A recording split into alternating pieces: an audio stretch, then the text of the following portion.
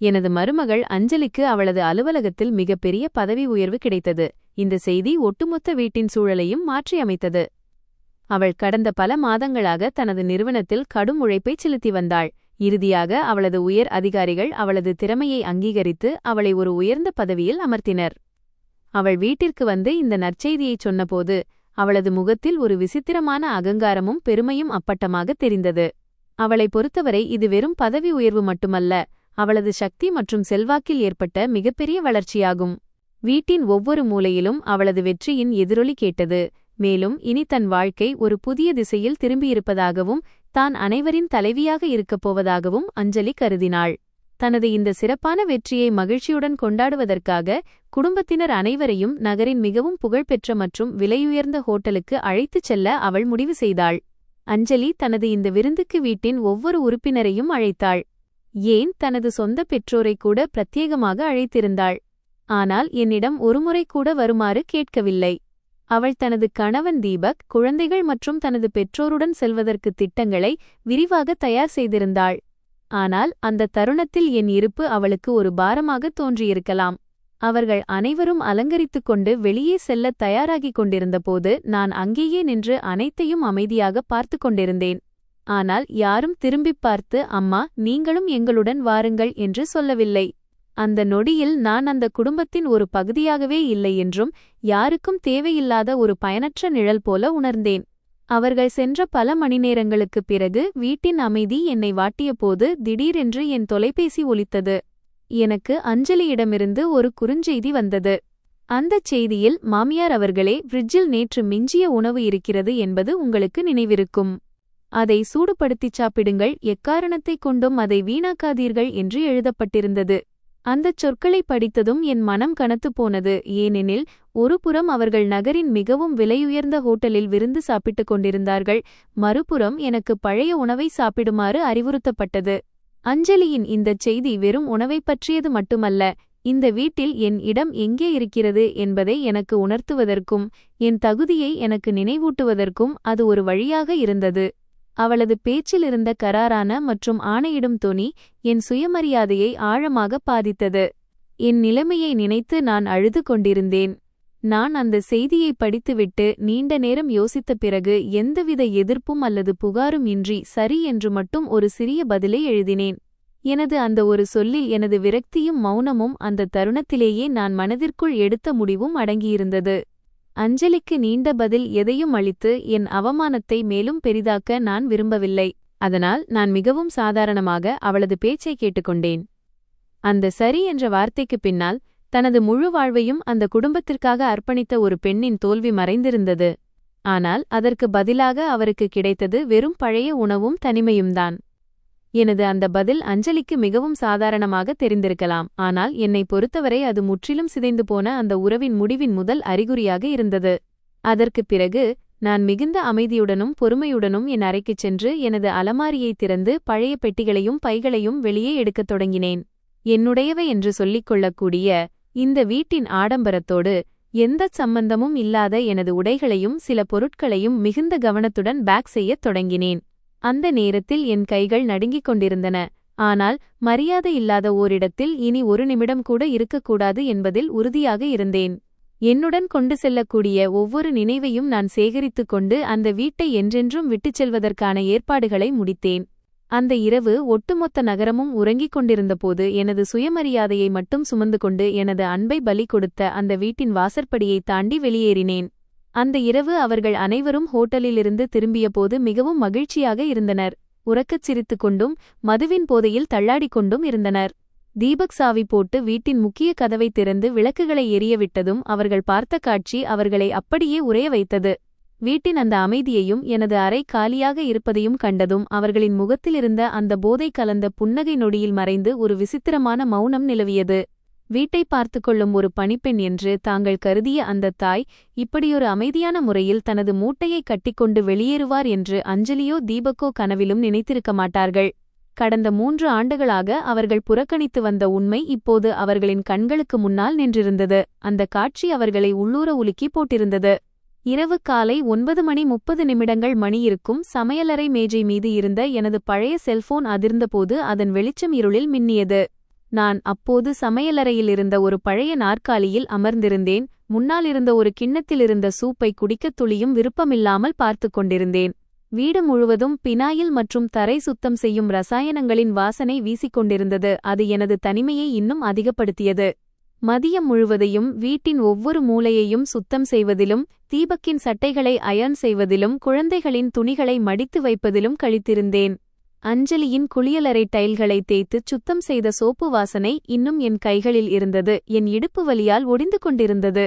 என் நடுங்கும் கைகளால் போனை எடுத்தேன். என் மகன் தீபக் ஃபோன் செய்து, நாங்கள் வீட்டிற்கு திரும்பிக் கொண்டிருக்கிறோம் என்று சொல்லக்கூடும் என்ற சிறிய நம்பிக்கை என் மனதில் துளிர்த்தது. அவர்கள் அனைவரும் கொண்டாடிக் கொண்டிருக்கும் அந்த மகிழ்ச்சியான தருணத்தில் தங்கள் தவறை உணர்ந்து என்னை அழைத்து வருவார்கள் என்று நான் நினைத்தேன். ஆனால் திரையை பார்த்ததும் அந்த சிறிய நம்பிக்கையும் சிதைந்து போனது. ஏனெனில் அது அஞ்சலியின் கராரான ஒரு செய்தி. தனது பசியை தீர்த்து கொள்ள குளிர்சாதன பெட்டியில் இருக்கும் எஞ்சிய மற்றும் பழைய உணவைத்தான் பயன்படுத்த வேண்டும் என்று அஞ்சலி எனக்கு அதிகாரத்துடன் கட்டளையிட்டிருந்தாள். அந்த செய்தியை படித்ததும் என் கண்கள் மங்கின. யாரோ என் முகத்தில் ஓங்கி அறைந்தது போல் உணர்ந்தேன். அஞ்சலியின் அந்த கடுமையான வார்த்தைகளை 1, 2, 3 முறை என படித்தேன். அன்பானவர்களிடம் யாராவது இப்படியெல்லாம் நடந்து கொள்ள முடியுமா என்பதை என்னால் நம்ப முடியவில்லை. அந்த நொடியில் என் நெஞ்சுக்குள் மிக முக்கியமான மற்றும் மென்மையான ஏதோ ஒன்று உடைந்து போவதை உணர்ந்தேன். விலை உயர்ந்த பீங்கான் கோப்பை ஒன்று கீழே விழுந்து சுக்குநூறாக உடைவது போல அது இருந்தது. அந்த கோப்பை உடைந்த சத்தம் வெளியே கேட்காவிட்டாலும் அதை தேடி பாதுகாத்தவருக்கு மட்டுமே அதன் வலியும் இழப்பும் தெரியும். என் இதயம் உணர்ச்சிகளற்றதாக மாறிக்கொண்டிருந்தது. யாருக்காக என் அனைத்தையும் பணயம் வைத்தேன் என்ற என் இயலாமையைக் கண்டு நானே வருந்தினேன். அந்த வார்த்தைகளுக்கு பின்னால் இருந்த அலட்சியம் இந்த வீட்டின் சுவர்களுக்குள் என் இருப்பு முடிந்துவிட்டது என்பதை எனக்கு உணர்த்தியது. அது வெறும் சாதாரண செய்தி மட்டுமல்ல, அதிலிருந்த கசப்பும் கேலியும் அஞ்சலியால் சொற்களுக்குப் பின்னால் மிகவும் தந்திரமாக மறைக்கப்பட்டிருந்தது. நான் இந்த வீட்டில் தனியாக அமர்ந்து என் தலைவிதியை நொந்து கொண்டிருக்கும்போது அவர்கள் நகரின் மிகப்பெரிய உணவகமான ராயல் பேலஸில் விலையுயர்ந்த மதுவை அருந்திக் கொண்டிருப்பார்கள் என்பது அவளுக்கு நன்றாகத் தெரியும். அந்த உணவகத்தின் மெனுவில் மிக மலிவான உணவின் விலை கூட 6500க்கும் குறையாது. அது எனது மாத கால மருந்தின் செலவை விட அதிகம். இந்த வீட்டின் தவணைத் தொகையை கட்டுவதில் எனது பணமும் இருக்கிறது என்று தெரிந்தும் அவர்கள் அந்த விழாவிலிருந்து என்னை ஒதுக்கி வைத்து அவமானப்படுத்தினார்கள். நான் வளர்த்து ஆளாக்கிய எனது மகன் தனது மனைவியின் இந்த தரம் தாழ்ந்த செயலுக்கு முழு ஆதரவு அளிப்பதை பார்த்து எனக்கு மிகவும் வேதனையாக இருந்தது. என் மனதை கட்டுப்படுத்த மிகவும் முயன்றேன். ஆனால் என் உணர்ச்சிகளை அடக்க முடியாமல் அஞ்சலியின் இன்ஸ்டாகிராம் கணக்கை திறந்து பார்த்தேன். என்னை உள்ளுக்குள் எரித்துக் கொண்டிருந்த அனைத்தும் என் கண்களுக்கு முன்னால் வந்தன. அஞ்சலி தனது பதவி உயர்வு குறித்த பல புகைப்படங்களையும் வீடியோக்களையும் அங்கு பகிர்ந்திருந்தாள். முதல் புகைப்படத்தில் எனது மகன் தீபக் வெள்ளைச் சட்டை அணிந்து மிகவும் அழகாக இருந்தான். அதே சட்டைதான் இன்று காலை நான் மிகுந்த அன்போடு அயர்ன் செய்தது. அஞ்சலி மிகவும் இறுக்கமான சிவப்பு நிறச் சேலை அணிந்திருந்தாள். அவளது முகத்தில்தான் ஒட்டுமொத்த உலகிற்கும் தலைவி என்ற தோரணையிலான புன்னகை இருந்தது. அந்த புகைப்படங்களை பார்த்ததும் என் இதயம் வெடித்துவிடுவது போல் இருந்தது. ஏனெனில் அவர்களின் அந்த மகிழ்ச்சியில் எனக்காக ஒரு துளி கூட இடம் ஒதுக்கப்படவில்லை. புகைப்படங்களில் எனது அன்புக்குரிய பேரப்பிள்ளைகள் ஜங்க் ஃபுட் சாப்பிட்டுக் கொண்டும் கேமராவை பார்த்து வேடிக்கையான முகபாவனைகளை செய்து கொண்டும் இருந்தனர். அது அவர்களின் மகிழ்ச்சியை தெளிவாக காட்டியது. அஞ்சலியின் நாத்தனார், அவளது கொழுந்தன் மற்றும் அவளது தாயார் என நகரத்தின் மறுமுனையிலிருந்து வந்த அனைவரும் அந்த விலையுயர்ந்த விருந்தில் கலந்து கொண்டனர். அஞ்சலி மம்மி என்று அழைக்கும் அவளது தாய் மிகுந்த பெருமையுடன் தனது மகளின் வெற்றியைப் பற்றி பேசிக் கொண்டிருந்தார். நான் வீட்டை சுத்தம் செய்வதில் மும்முரமாக இருந்தேன். ஆனால் அந்த ஒட்டுமொத்த கொண்டாட்டத்திலும் வேண்டுமென்றே கைவிடப்பட்ட ஒரே உறுப்பினர் நான்தான். அவர்களின் கௌரவத்திற்கு எந்த குறையும் இருக்கக்கூடாது என்பதற்காகவே நான் ஒதுக்கப்பட்டேன். அஞ்சலி வேண்டுமென்றே அந்த புகைப்படங்களை பொதுவெளியில் பகிர்ந்து என்னை தாழ்வுபடுத்தவும் தனது வெற்றியை முரசறைந்து அறிவிக்கவும் முயன்றதாக எனக்கு தோன்றியது.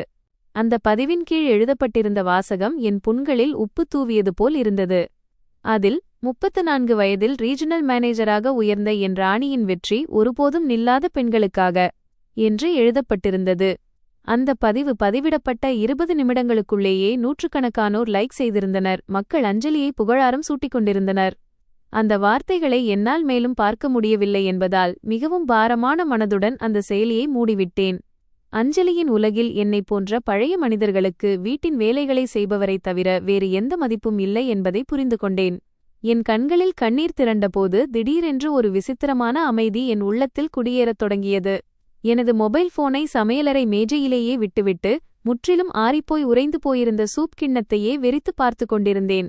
அந்த நொடியில் என்னுடன் ஏதோ விசித்திரமான ஒன்று நடந்தது. நான் உரக்க அழவில்லை, கத்தவில்லை, கோபத்தில் வீட்டின் எந்த பொருட்களையும் உடைக்கவில்லை. என் உடல் முழுவதும் ஒரு பனி போன்ற மௌனமும் அமைதியும் பரவியிருந்தது. எனது மனம் ஏற்றுக்கொள்ள மறுத்த கசப்பான உண்மையை என் உடல் ஏற்றுக்கொண்டது போல் இருந்தது. என் மனம் இப்போது முற்றிலும் நிதானமாக இருந்தது. நான் எடுத்து வைக்க வேண்டிய பாதை எனக்கு தெளிவாக தெரிந்தது. அந்த மௌனத்தில் ஒரு சக்தி இருந்தது. அது என்னை உடைப்பதற்கு பதிலாக உள்ளுக்குள் இன்னும் வலிமையாக்கியது. மிகவும் மெதுவான வேகத்தில் நாற்காலியை விட்டு எழுந்தேன். என் ஒவ்வொரு உறுப்பும் மிகவும் கவனமாக நகர்வது போல் உணர்ந்தேன். நேராக என் அறைக்குச் சென்றேன். என் அலமாரியைத் திறந்து அந்த பெரிய வீட்டில் என்னுடையது என்று சொல்லிக்கொள்ளக்கூடிய அந்த சில உடைகளை பார்த்தேன். அந்த நேரத்தில் மதுக்கோப்பைகளை முட்டிக்கொண்டு சிரித்துக் கொண்டிருந்த அந்த மேஜையில் இருந்த எவராலும் நான் என்ன நினைக்கிறேன் என்று கற்பனை செய்திருக்க முடியாது. நான் எப்போதும் போல அவர்களின் அநீதிகளை பொறுத்துக்கொண்டு நாளை காலை மீண்டும் அவர்களுக்காக காலை உணவை தயாரிப்பேன் என்று அவர்கள் நினைத்திருக்கலாம். ஆனால் அவர்கள் தவறு செய்கிறார்கள். கடந்த பல மாதங்களாகவே இந்த தருணத்திற்காக நான் என்னை தயார்படுத்திக் கொண்டிருந்தேன். அந்த நேரம் இன்று வந்துவிட்டது. இந்த முறை நான் அவர்களின் எந்த பேச்சையும் கேட்கப் போவதில்லை. குளிர்சாதன பெட்டியிலிருக்கும் எஞ்சிய உணவை சூடுபடுத்தி என் பசியை தீர்த்துக் கொள்ளவும் போவதில்லை. இந்த முறை என் நோக்கம் அவர்களின் வாழ்விலிருந்து என்றென்றும் மறைந்து எனது அருமையை அவர்களுக்கு உணரவைப்பதே ஆகும். அன்று இரவு அவர்கள் மதுவின் போதையிலும் அகங்காரத்திலும் மூழ்கி வீட்டிற்கு திரும்பும்போது அவர்கள் பார்க்கப் போகும் காட்சி அவர்களின் ஹோஷ அறிவு கலையச் செய்யும் அளவுக்கு போதுமானதாக இருக்கும். அவர்கள் காலடியில் இருந்த நிலமே சரிந்துவிடும். தாங்கள் பணிப்பெண் என்று கருதிய அந்த பெண் இப்போது தங்கள் கட்டுப்பாட்டை மீறிச் சென்று விட்டதை அவர்கள் உணரும்போது வீட்டின் கதவுக்குப் பின்னால் அவர்களை வரவேற்க அந்த அமைதியைத் தவிர வேறு எதுவும் இருக்காது. அதுவே அவர்களுக்கு கிடைக்கும் மிகப்பெரிய தண்டனையாக இருக்கும்.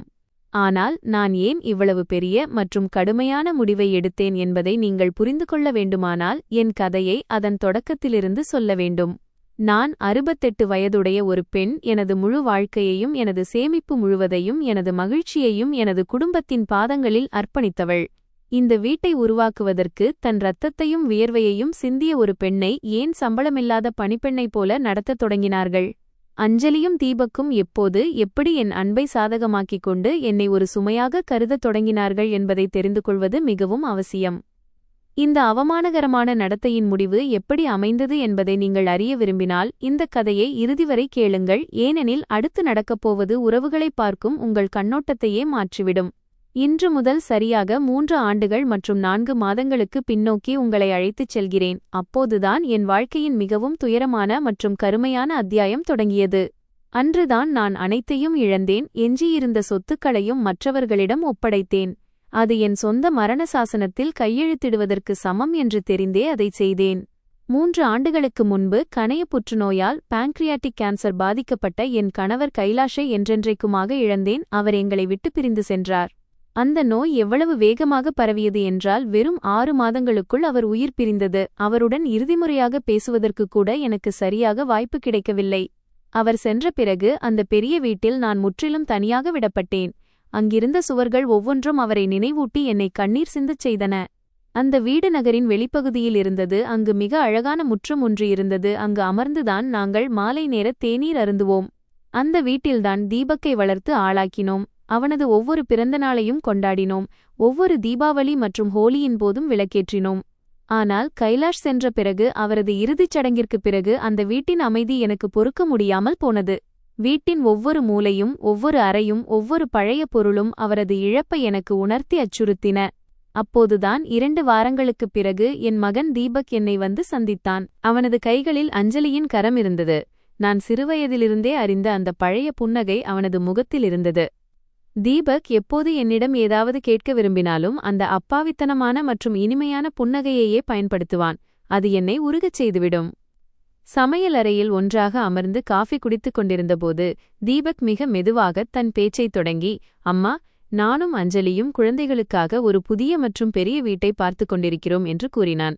இன்றைய நாட்களில் சொத்துக்களின் விலை விண்ணை தொடுவதாகவும் எங்களுக்காக ஒரு நல்ல வீட்டை வாங்குவது மிகவும் கடினமாக இருப்பதாகவும் அவன் கூறினான். அஞ்சலியும் பக்கத்தில் அமர்ந்திருந்தாள். அவளது நகங்களிலிருந்த பவள நிற நெயில் பாலிஷ் மின்ன அவள் காஃபி மக்ஜை தடவிக்கொண்டிருந்தாள். அவள் தீபக்கின் பேச்சைத் தொடர்ந்தவள், மாமியார் அவர்களே, எங்களுக்கு பிடித்தமான அந்த வீட்டிற்கு டவுன் பேமெண்ட் செலுத்த எங்களுக்கு 68,000 ரூபாய் தேவைப்படுகிறது என்று சொன்னாள். அவர்களின் முகபாவனைகளை பார்த்ததும் அவர்கள் மேலும் சொல்ல வேண்டியதில்லை என்பது எனக்கு புரிந்தது. ஏனெனில் தாயின் இதயம் எல்லாவற்றையும் உணர்ந்துவிடும். நான் மிகவும் இயல்பாக அவர்களிடம், உங்களுக்கு உண்மையில் எவ்வளவு பண உதவி தேவைப்படுகிறது? என்னால் முடிந்தவரை நான் செய்கிறேன் என்று கேட்டேன். தீபக் தன் பார்வையை தாழ்த்திக் கொண்டு மிகுந்த உணர்ச்சிகரமான தொனியில், அம்மா, நீங்கள் உங்கள் இந்த பழைய பூர்வீக வீட்டை விற்றுவிட்டால் நீங்கள் எங்களுடன் புதிய வீட்டில் வசிக்கலாம் என்று சொன்னான். இதனால் எனது தனிமை நீங்கும் என்றும் என் பேரப்பிள்ளைகளும் தங்கள் பாட்டியுடன் இருந்து மகிழ்ச்சியாக இருப்பார்கள் என்றும் அவன் எனக்கு ஆசை காட்டினான்.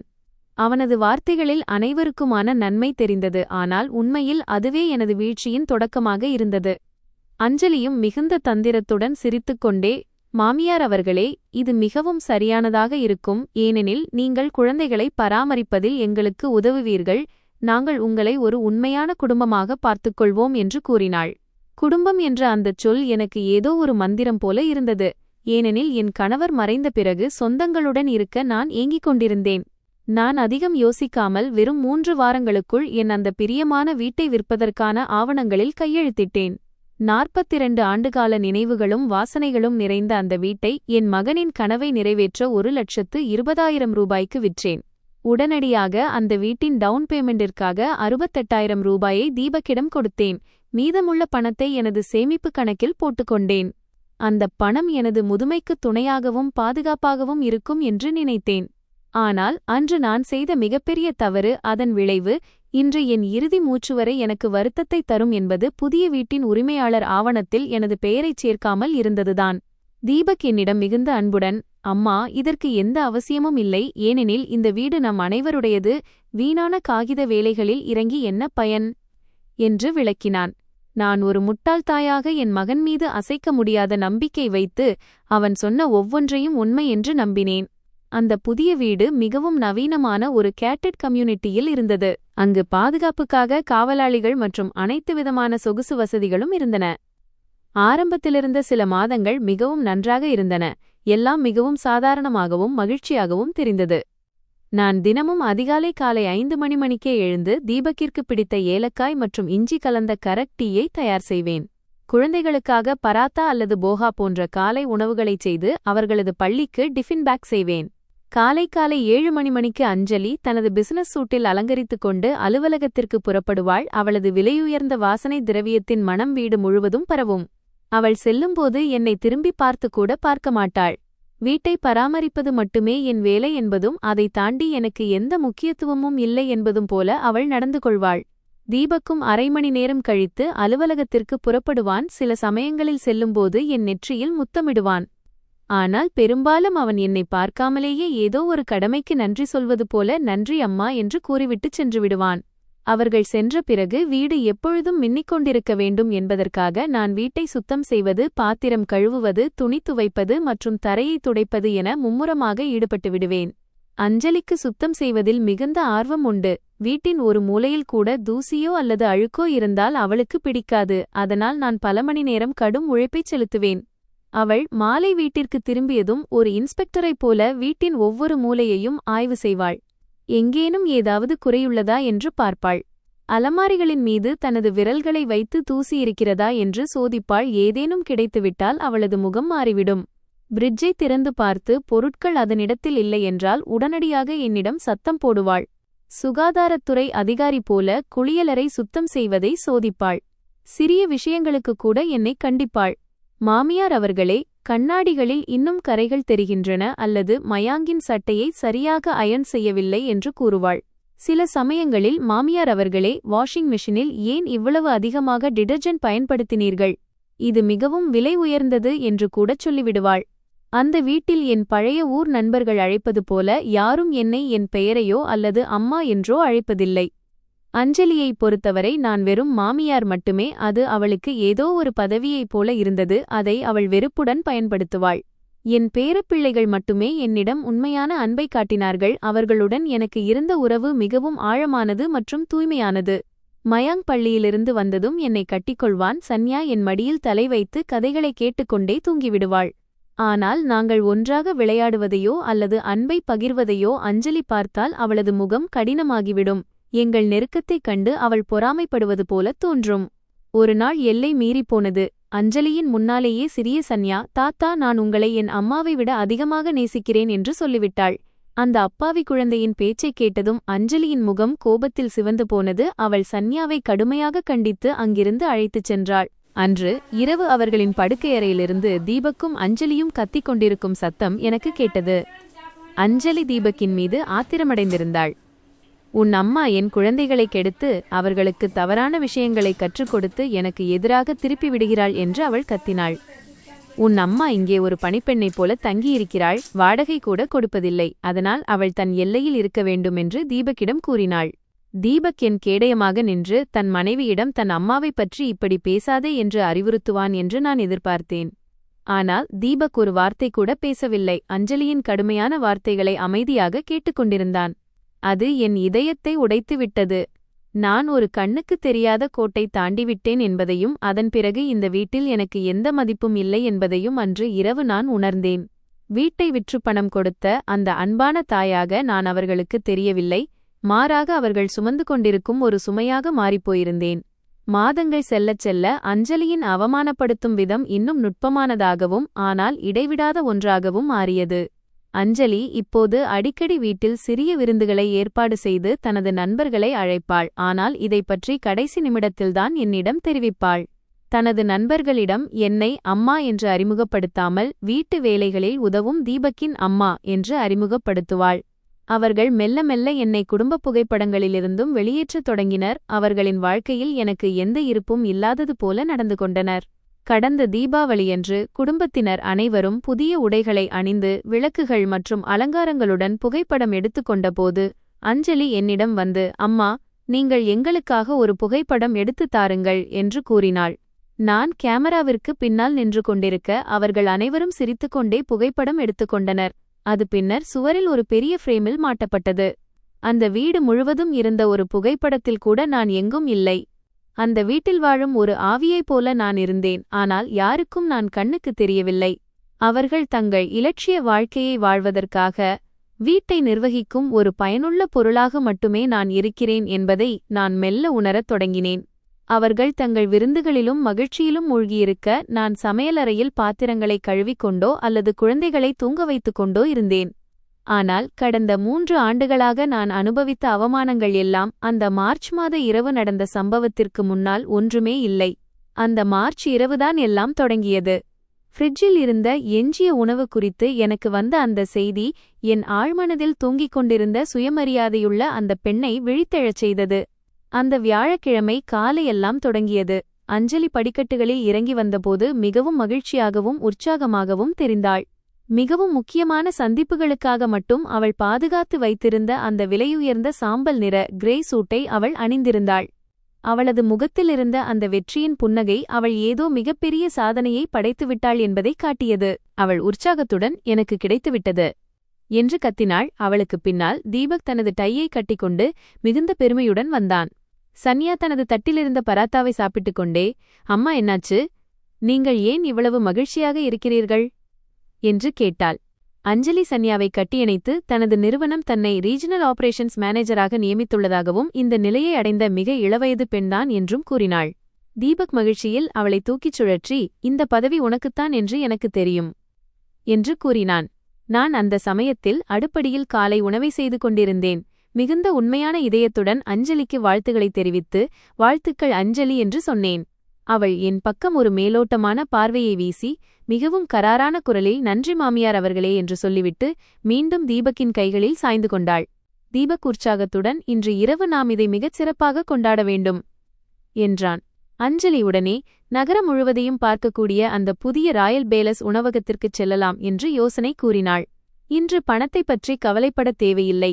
எனது புதிய சம்பளமும் போனஸும் அனைத்து செலவுகளையும் ஈடு செய்துவிடும் என்று அவள் சொன்னாள்.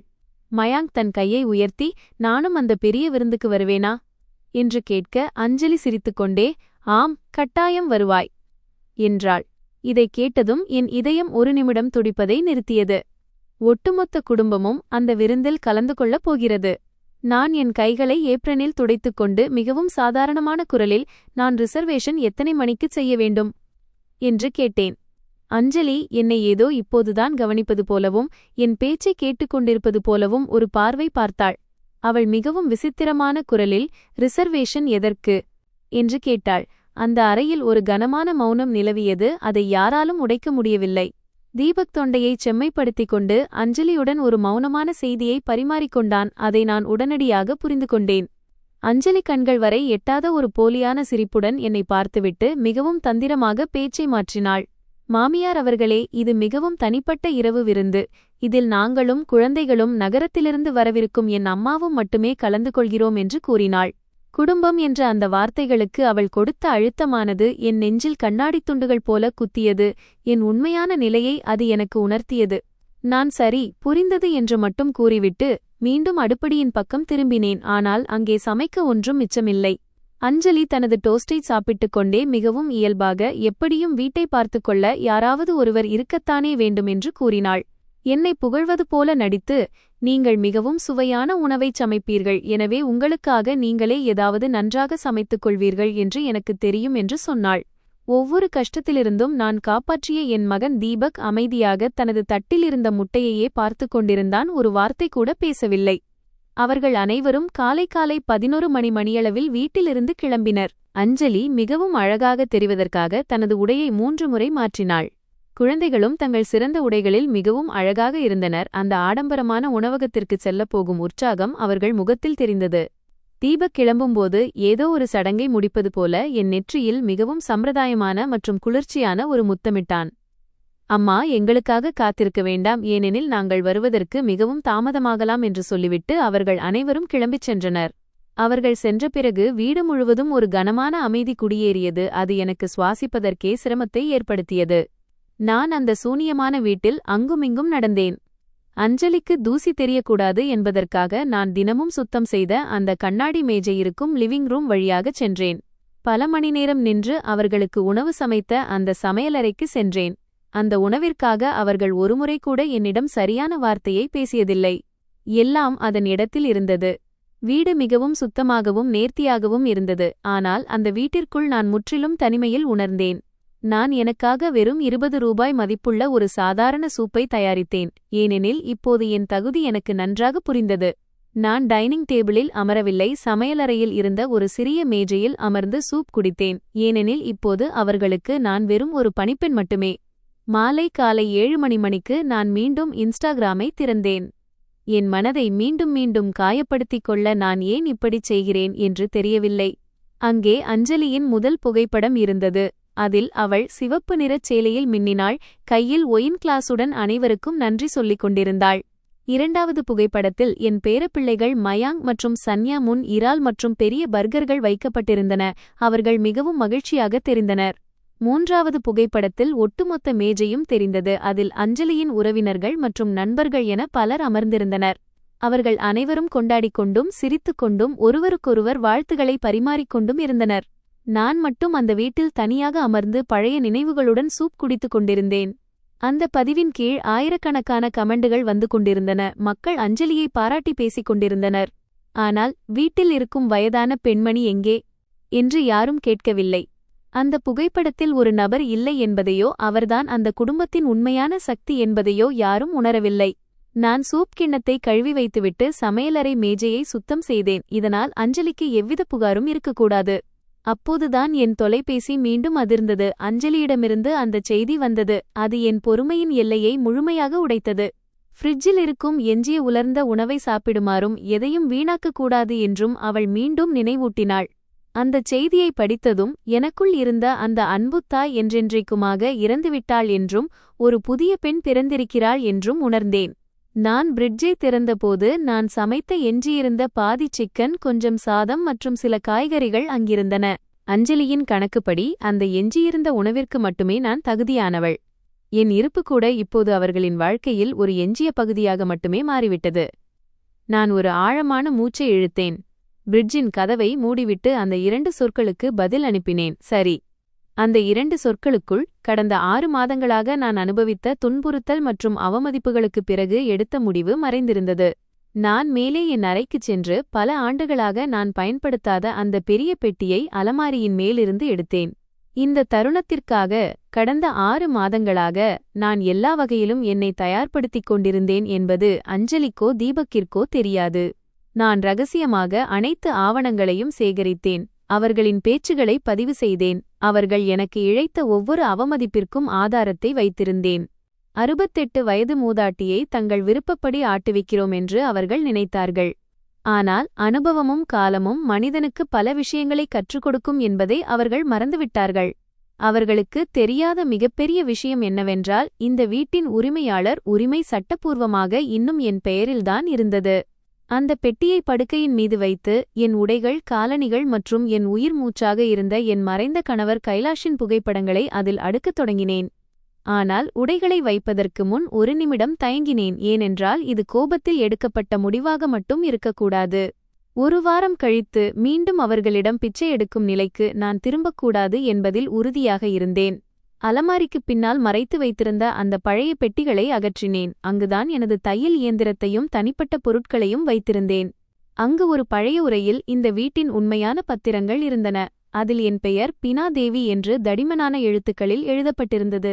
கடந்த 3 ஆண்டுகளாக நான் செலவழித்த ஒவ்வொரு ரூபாய்க்கான கணக்கையும் எழுதியிருந்த அந்த பழைய டைரியை எடுத்தேன். தீபக்கின் ஒவ்வொரு ஆசையையும் நிறைவேற்ற எனது முழு ஓய்வூதியத்தையும் செலவிட்டதற்கான சாட்சி அந்த டைரியின் பக்கங்களில் இருந்தது. ஆகஸ்ட் 2022 ஃபில் 68,000 ரூபாய் டவுன் பேமெண்ட். செப்டம்பரில் 1,00,000 ரூபாய்க்கு புதிய பிரிட்ஜ் மற்றும் வாஷிங் மெஷின். அக்டோபரில் 3.5 லட்சத்திற்கு சோஃபா செட் என அஞ்சலிக்கு எது பழையது என்று தோன்றினாலும் அதை மாற்றுவதற்காக என் சேமிப்புக் கணக்கிலிருந்து பணம் எடுத்துக்கொண்டே இருந்தேன். என் மகனும் மருமகளும் மகிழ்ச்சியாக இருக்க வேண்டும் என்பதற்காக. நவம்பரில் வீட்டின் குழாய்கள் பழுதடைந்தபோது 87,000 ரூபாய் கொடுத்தேன். ஏனெனில் தீபக்கிடம் அப்போது பணம் இருக்கவில்லை. அந்த செலவு பட்டியல் மிகவும் நீளமானது. அதில் லிவிங் ரூம் விலை உயர்ந்த டிவி, படுக்கையறைக்கான புதிய மெத்தைகள் மற்றும் குளியலறையின் புதுப்பிப்பு வரை அனைத்தும் அடங்கும். அஞ்சலிக்கு அவளது குளியலறையில் இத்தாலிய டைல்ஸ் வேண்டுமென்று கேட்டாள். அதற்காக நான் மகிழ்ச்சியுடன் செலவு செய்தேன். இதையெல்லாம் தவிர வீட்டின் மாத செலவுகளிலும் எனது ஓய்வூதியத்தின் பெரும் பகுதி சென்று கொண்டிருந்தது. ஏனெனில் தீபக்கால் அவனது சம்பளத்தில் அனைத்தையும் நிர்வகிக்க முடியவில்லை. வீட்டின் தவணைத் தொகையான 14,000 ரூபாயில் தீபக் 4,000 ரூபாயை மட்டுமே வழங்க முடிந்தது. மீதித் தொகையை நான் செலுத்தினேன். இவ்வாறு கடந்த 3 ஆண்டுகளில் எனது 68 வயதுடைய முழு உழைப்பையும் ஓய்வூதியத்தையும் இந்த வீட்டின் சுவர்களுக்குள் சிமெண்டாக கரைத்திருந்தேன். டைரியின் கடைசி பக்கத்தில் மொத்த தொகையையும் கூட்டினேன். அது சுமார் 1,36,00,000 ரூபாயை நெருங்கியது. நானும் கைலாஷும் 42 ஆண்டுகால கடின உழைப்பால் சேர்த்த சொத்து அது. அதை ஒரே அடியில் இந்த வீட்டிற்காக வாரி இறைத்தேன். அதற்கு பதிலாக எனக்கு கிடைத்தது என்ன? என் புகைப்படம் கூட இல்லாத ஒரு அறை மற்றும் பழைய உணவை சாப்பிடுமாறு ஆணையிடப்படும் ஒரு சமையலறை. ஆனால் தையல் பெட்டிக்கு அடியில் ஒரு மஞ்சள் நிற உரை இருந்தது. அதில் அஞ்சலியின் மற்றும் தீபக்கின் காலடியில் இருந்த நிலத்தையே சரிந்து போக வைக்கும் சக்தி இருந்தது. அந்த உரையில் இந்த வீட்டின் உண்மையான பத்திரம் இருந்தது. அதில் இந்த சொத்தின் ஒரே உரிமையாளர் நான் தான் என்று தெளிவாக எழுதப்பட்டிருந்தது. நாங்கள் இந்த வீட்டை வாங்கியபோது முழு பணத்தையும் நான் கொடுப்பதால் பத்திரத்தை என் பெயரிலேயே வைத்திருப்பதுதான் பாதுகாப்பானது என்று வழக்கறிஞர் அறிவுறுத்தினார். தீபக்கும் அப்போது அதற்கு ஒப்புக்கொண்டான். அம்மா, இது உங்களுக்குத்தான் நல்லது, பிறகு நாம் இதை மாற்றிக்கொள்ளலாம் என்று சொன்னான். ஆனால் அதன் பிறகு அந்த மாற்றம் ஒருபோதும் நடக்கவே இல்லை. ஏனெனில் ஒவ்வொரு முறையும் ஏதோ ஒரு புதிய செலவு அல்லது வேலை குறுக்கே வந்து கொண்டே இருந்தது. அதனால் அந்த பேச்சு தள்ளிப்போய்க் கொண்டே இருந்தது. தீபக் மெல்ல அதை பற்றி கேட்பதையும் நிறுத்திவிட்டான். நானும் வேண்டுமென்றே அவனுக்கு அதை நினைவூட்டவில்லை. ஏனெனில் என் மனதில் எங்கோ ஒரு பயம் இருந்தது. இன்று அந்த பயமே எனது மிகப்பெரிய கேடயமாக மாறியது. இந்த நாளுக்காக இயற்கை என்னை முன்பே தயார்படுத்தியிருந்தது என்பதை உணர்ந்தேன். நான் உடனடியாக என் போனை எடுத்து அந்த நகரின் மிகவும் திறமையான மற்றும் துணிச்சலான வழக்கறிஞரான என் அக்கா மகள் மேகாவுக்கு போன் செய்தேன். மேகா போனை எடுத்ததும் அவளது குரலில் இருந்த அந்த பழைய அன்பும் அரவணைப்பும் எனக்கு சற்று நிம்மதியை அளித்தது. அவளிடம் நிலைமையை விளக்கிக் கூறினேன். என் சொந்த மகனும் மருமகளும் என்னை ஒரு பணிப்பெண்ணைப் போல எப்படி நடத்துகிறார்கள் என்பதை சொன்னேன். வீடு இன்னும் என் பெயரில்தான் இருக்கிறது என்று கேட்டதும் மேகா ஒரு நீண்ட விசில் அடித்துவிட்டு, மாமி, இது தங்கச் சுரங்கம் போன்ற ஒரு வழக்கு என்றாள். அவள் என்னை உடனடியாக தனது அலுவலகத்திற்கு வரச் சொன்னாள். அஞ்சலிக்கும் தீபக்கிற்கும் அவர்களின் உண்மையான இடத்தை காட்டுவதற்கான நேரம் வந்துவிட்டது என்று உறுதியளித்தாள். நான் சட்டப்பூர்வமாக அவர்களை எப்போது வேண்டுமானாலும் அந்த வீட்டிலிருந்து வெளியேற்ற முடியும் என்றும் கடந்த 3 ஆண்டுகளுக்கான வாடகையையும் வசூலிக்க முடியும் என்றும் மேகா கூறினாள். அவள் சொன்னதைக் கேட்டதும் என் முகத்தில் ஒரு புன்னகை மலர்ந்தது. அது மகிழ்ச்சியின் புன்னகை அல்ல, நீதிக்கான புன்னகை. ஏனெனில் ஆட்டம் இப்போது முழுமையாக மாறிவிட்டது. அனைத்து ஆவணங்களையும் ஆதாரங்களையும் நாளை காலை தருவதாக மேகாவிடம் உறுதியளித்துவிட்டு போனை வைத்தேன். அதன் பிறகு அனுபவம் வாய்ந்த வழக்கறிஞரும் கைலாஷின் உயில் மற்றும் இந்த வீட்டின் பத்திரப்பதிவை செய்து கொடுத்தவருமான எங்கள் குடும்ப நண்பர் ஹரிஷ் ஜிக்கு ஃபோன் செய்தேன். அவருக்கு எல்லாமே விவரமாக தெரிந்திருந்தது. ஹரிஷ் ஜி ஃபோனை எடுத்ததும், பீனா ஜி, வீட்டின் உரிமையாளர் உரிமையை உங்களிடமே வைத்திருக்குமாறு நான் முன்பே எச்சரித்தேன். இன்று நீங்கள் சொல்வது உண்மையாகிவிட்டது என்று கூறினார். அடுத்த கட்ட சட்ட நடவடிக்கைகள் மற்றும் வெளியேற்ற அறிவிப்பு இவிக்ஷன் நோட்டீஸ் குறித்து விவாதிக்க நாளை காலை அவரது அலுவலகத்திற்கு வருமாறு அவர் அழைத்தார். பல ஆண்டுகளாக என் அண்டை வீடாகவும் எப்போதும் தன் வீட்டிற்கு வருமாறு அழைப்பு விடுத்திருந்த எனது தோழி லதாவிற்கு ஃபோன் செய்தேன். நான் வீட்டை விட்டு வெளியேறுகிறேன் என்பதை அறிந்த லதா எந்த கேள்வியும் கேட்காமல், மேல்தளத்தில் உள்ள அறை உனக்காக எப்போதும் தயாராக இருக்கிறது என்று உடனடியாக கூறினாள். அவளது கண்களில் எனக்கான கண்ணீர் இருந்தது. ஆனால் நான் என்னை சமாளித்துக் கொண்டு, இப்போது அழுவதற்கான நேரம் அல்ல, எதையாவது செய்வதற்கான நேரம் என்று அவளிடம் கூறினேன். போனை வைத்த பிறகு நான் விம்மி விம்மி அழுதேன். ஆனால் அந்த கண்ணீர் துக்கத்தினால் வந்ததல்ல, 3 ஆண்டுகளாக நான் சுமந்து கொண்டிருந்த அந்த சுமை இறங்கியதால் வந்ததாகும். அஞ்சலியும் தீபக்கும் இன்னும் ஹோட்டலில் கொண்டாட்டத்தில் இருப்பார்கள். தங்கள் உலகம் சரிந்து கொண்டிருக்கிறது என்பது அவர்களுக்கு தெரிந்திருக்கவில்லை. இன்ஸ்டாகிராமில் அஞ்சலி மற்றொரு புகைப்படத்தை பதிவிட்டிருந்தாள். அதில் அவள் 35 ரூபாய் மதிப்புள்ள ஒரு சாக்லேட் டெசர்ட்டை சாப்பிட்டுக் கொண்டிருந்தாள். அவர்கள் வீட்டிற்கு திரும்ப இன்னும் குறைந்தது 3-4 மணி நேரம் ஆகும் என்பது எனக்கு தெரியும். அந்த நேரம் எனக்கு போதுமானதாக இருந்தது. எனது அத்தியாவசிய பொருட்கள், நகைகள் மற்றும் எனது உழைப்பால் நான் வாங்கிய அனைத்தையும் நான் சேகரித்தேன். 6 மாதங்களுக்கு முன்பு ஒரு மின்னணு கடையில் நான் வாங்கிய அந்த சிறிய டிஜிட்டல் ரெக்கார்டரை என் டிராயரிலிருந்து எடுத்தேன். அது என் வாழ்க்கையின் சிறந்த முதலீடாக நிரூபணமானது. ஏனெனில் உலகம் அறியாமல் அஞ்சலி மூடி மறைத்த அவளது உண்மையான முகத்தை அது பதிவு செய்திருந்தது. நீங்கள் ஒரு வீட்டில் கண்ணுக்குத் தெரியாதவராக மாறும்போது உங்களுக்கு எந்த இருப்பும் இல்லை என்பது போல மக்கள் உங்கள் முன்னாலேயே பேசத் தொடங்கிவிடுவார்கள். அந்த ரெக்கார்டரை எனது பழைய லேப்டாப்புடன் இணைத்து எனது மிகப்பெரிய சாட்சியங்களாக இருந்த அந்த அனைத்து கோப்புகளையும் ஒரு பென் டிரைவில் நகலெடுக்கத் தொடங்கினேன். முதல் கோப்பில் அஞ்சலி தனது சகோதரியிடம், மாமியார் ஒரு இலவச பணிப்பெண் போல பணம் ஏதும் கேட்காமல் அனைத்தையும் செய்து தருகிறார் என்று சொல்லிக் கொண்டிருந்தாள். 2வது பதிவில், அம்மா இப்போது வயதாகிவிட்டார்கள், அவர்களை ஏதாவது முதியோர் இல்லத்தில் சேர்த்துவிடலாம் என்று அஞ்சலி தீபக்கிடம் கூறினாள். தீபக் ஆரம்பத்தில் சற்று எதிர்த்தான். ஆனால் இறுதியில் அதை பற்றி யோசிப்பதாக ஒப்புக்கொண்டான். 3வது கோப்பில் அஞ்சலி தனது நண்பர்களுடன் மது அருந்திக்கொண்டே எப்படி தந்திரமாக என் பணத்தையெல்லாம் பறித்துக் கொண்டேன் என்று என்னை கேலி செய்து கொண்டிருந்தாள். அந்த 17 பதிவுகளும் என் ஆன்மாவை கிழித்துவிட்டன. ஆனால் அதே நேரத்தில் இந்த யுத்தத்தை வெல்வதற்கு தேவையான பலத்தையும் எனக்கு அளித்தன. ஆதாரங்கள் எதையும் தவறவிடக்கூடாது என்பதற்காக மேகாவிற்காக ஒன்றும் எனக்காக ஒன்றுமாக 2 பிரதிகளை எடுத்தேன். இரவு நள்ளிரவு 1:45 மா.ந.இ.யா ஆகித்து.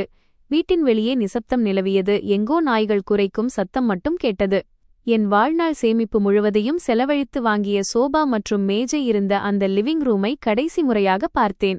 அங்கே இருந்த எந்த பொருளையும் நான் எடுத்துச் செல்ல விரும்பவில்லை. ஏனெனில் அந்த பொருட்கள் ஒவ்வொன்றும் நான் அங்கே அனுபவித்த அவமானங்களின் நினைவுகளை சுமந்து நின்றன. நான் ஒரு காகிதத்தை எடுத்து தீபக்கிற்காக ஒரு கடைசி கடிதத்தை எழுதினேன்.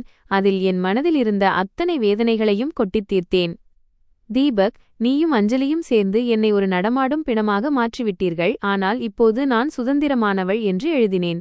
அந்த கடிதத்தை தீபக்கின் தலையணை மீது வைத்துவிட்டு அதன் அருகிலேயே வீட்டின் பத்திரநகல் இருந்த அந்த மஞ்சள் நிற உரையையும் வைத்தேன். இந்த வீடு சட்டப்பூர்வமாக என்னுடையது. கடந்த 3 ஆண்டுகளில் நீ என் 1,36,00,000 ரூபாயை பாழாக்கிவிட்டாய் என்று ஒரு சிறிய சீட்டில் எழுதி வைத்தேன். எனது பெட்டியை தூக்கிக் கொண்டு படிக்கட்டுகளில் இறங்கும்போது நான் என் வாழ்க்கையை பலிகொடுத்த அந்த சமையலறையை கடைசி முறையாக பார்த்தேன். வீட்டின் பிரதான கதவை பூட்டிவிட்டு சாவியை என்னிடமே வைத்துக் கொண்டேன். ஏனெனில் இப்போது இந்த வீட்டின் உரிமையாளர் நான் மட்டும்தான். வெளியில் ஒரு டாக்ஸியை அழைத்தேன். டிரைவர் என் பெட்டியை வண்டியின் டிக்கியில் வைக்க உதவினான். அந்த பிரம்மாண்டமான குடியிருப்பின் நுழைவாயிலை கடந்து டாக்ஸி வெளியே செல்லும்போது நான் திரும்பி பார்த்து அந்த மின்னும் வீட்டை கூட பார்க்கவில்லை. டாக்ஸி டிரைவர், மாதாஜி, இவ்வளவு நள்ளிரவில் எங்கே போகிறீர்கள் என்று கேட்டான். அதற்கு நான் புன்னகையுடன், நான் என் வீட்டிற்கு திரும்புகிறேன் என்று மட்டும் சொன்னேன். அஞ்சலியின் கிண்டலோ அல்லது தீபக்கின் மௌனமோ இல்லாத நிம்மதியான உறக்கம் அன்று இரவுதான் எனக்கு கிடைத்தது. நாளை முதல் சட்டப்போராட்டம் தொடங்கும் என்பது எனக்கு தெரியும். ஆனால் நான் என் சுயமரியாதையை மீட்டுவிட்டதால் என் மனம் அமைதியாக இருந்தது. அங்கே வீட்டில் தீபக்கும் அஞ்சலியும் நுழைந்தபோது அவர்கள் கண்ட அந்த மௌனமும் என் கடிதமும் அவர்களின் தூக்கத்தை கெடுக்க போதுமானதாக இருந்திருக்கும். தீபக் எனக்கு ஆயிரக்கணக்கான போன் அழைப்புகளையும் நூற்றுக்கணக்கான செய்திகளையும் அனுப்பினான். ஆனால் நான் எதற்கும் பதிலளிக்கவில்லை, ஏனெனில் பேச வேண்டிய நேரம் முடிந்துவிட்டது. அடுத்த நாள் நான் மேகாவின் அலுவலகத்திற்குச் சென்றேன். அஞ்சலி மற்றும் தீபக்கிற்கு வெளியேற்ற அறிவிப்பை, இவிக்ஷன் நோட்டீஸ் அனுப்ப முழு தயார் செய்தோம். அந்த பதிவுகளை கேட்டதும் மேகாவின் ரத்தம் கொதித்தது. மாமி, நாம் இவர்களை சிறைக்கு கூட அனுப்ப முடியும் என்றாள். அதற்கு நான், எனக்கு அவர்களை சிறைக்கு அனுப்ப வேண்டிய அவசியமில்லை. அவர்கள் எதை இழந்தார்கள் என்பதையும் உறவுகளின் மதிப்பு என்ன என்பதையும் அவர்கள் உணர வேண்டும், அவ்வளவுதான் என்றேன். அஞ்சலியும் தீபக்கும் தப்பிக்க வழியே இல்லாத ஒரு சட்டப்பூர்வமான வியூகத்தை நாங்கள் வகுத்தோம். அந்த சட்ட நோட்டீஸை பார்த்ததும் அவர்கள் நிலை குலைந்து போனார்கள். பைத்தியம் பிடித்தது போல அங்குமிங்கும் போன் செய்தார்கள். அஞ்சலியின் அந்த பெரிய அகங்காரம் சுக்குநூறாக உடைந்து போயிருந்தது. என்னை சந்திக்க துடித்தாள். ஆனால் நான் தெளிவாக மறுத்துவிட்டேன். இறுதியில் நாங்கள் அவர்களை நோட்டரி அலுவலகத்திற்கு அழைத்தோம். அங்கே நான் அவர்களுக்கு ஒரு அதிர்ச்சிகரமான முன்மொழிவை வைத்தேன். நான் வீட்டை விற்கப் போவதில்லை, ஆனால் இந்த வீட்டில் 60% பங்கு என்னுடையது, 40% உங்களுடையது. ஆனால் இதற்கு என் சில நிபந்தனைகள் உண்டு என்று கூறினேன். எனது முதல் நிபந்தனை இதுதான்: வீட்டின் காலியாக உள்ள அறைகளில் எனக்கு பிடித்தமான சில குடித்தனக்காரர்களை வைப்பேன். அவர்கள் ஆதரவற்ற ஒரு குடும்பமாக இருப்பார்கள். அஞ்சலிகளுக்கு அந்நியர்களுடன் வீட்டை பகிர்ந்து கொள்ள வேண்டியது வரும் என்று தெரிந்ததும் மிகுந்த வருத்தமடைந்தாள். ஆனால் அவளுக்கு வேறு வழி இல்லை. ஆதரவற்ற ஒரு விதவை ஆசிரியையையும் அவரது 2 குழந்தைகளையும் அந்த வீட்டில் வசிக்க அழைத்தேன். அவர்களுக்கு உண்மையில் ஒரு கூரை தேவைப்பட்டது. அஞ்சலி இப்போது சமையலறையையும் லிவிங் ரூமையும் அவர்களுடன் பகிர்ந்து கொள்ள வேண்டியிருந்தது. இது அவளுக்கு அவளது நிலையை எப்போதும் நினைவூட்டிக் கொண்டிருந்தது. மெல்ல மெல்ல அஞ்சலியின் நடத்தையில் மாற்றம் ஏற்படத் தொடங்கியது. அந்த வாடகைக்கு வந்த குடும்பத்தினர் எவ்வளவு எளிமையாகவும் அன்பாகவும் வாழ்கிறார்கள் என்பதைக் கண்ட பிறகு தீபக்கும் நானும் குடும்ப ஆலோசனையை, ஃபேமிலி தெரப்பி தொடங்கினோம். அங்கு பல ஆண்டுகளாக அழுத்தப்பட்டிருந்த எங்கள் உணர்ச்சிகளை வெளியே கொண்டு வந்து எங்கள் உறவுகளை மேம்படுத்த முயற்சி செய்தோம். இன்று 1 வருடம் கடந்துவிட்டது. நான் இப்போது வசிக்கும் அந்த சிறிய வாடகை அறையில் எனது சொந்த அடையாளத்துடன் மிகவும் மகிழ்ச்சியாக இருக்கிறேன். தீபக் இப்போது ஒவ்வொரு ஞாயிற்றுக்கிழமையும் என்னை பார்க்க வருகிறான். நாங்கள் இருவரும் அமர்ந்து சிறுவயதில் பேசியது போல பழைய நினைவுகளை பேசுகிறோம். அஞ்சலியும் என்னிடம் மன்னிப்பு கேட்டுவிட்டாள். இப்போது அவள் வீட்டு வேலைகளில் உதவுகிறாள், பெரியவர்களை மதிக்க கற்றுக்கொண்டாள். என் பேத்தி சன்யா எனக்கு ஒரு ஓவியம் வரைந்து கொடுத்திருக்கிறாள். அதில் நான் ஒரு ராணியைப் போல அரியணையில் அமர்ந்திருக்க ஒட்டுமொத்த குடும்பமும் என்னை சுற்றியிருக்கிறது.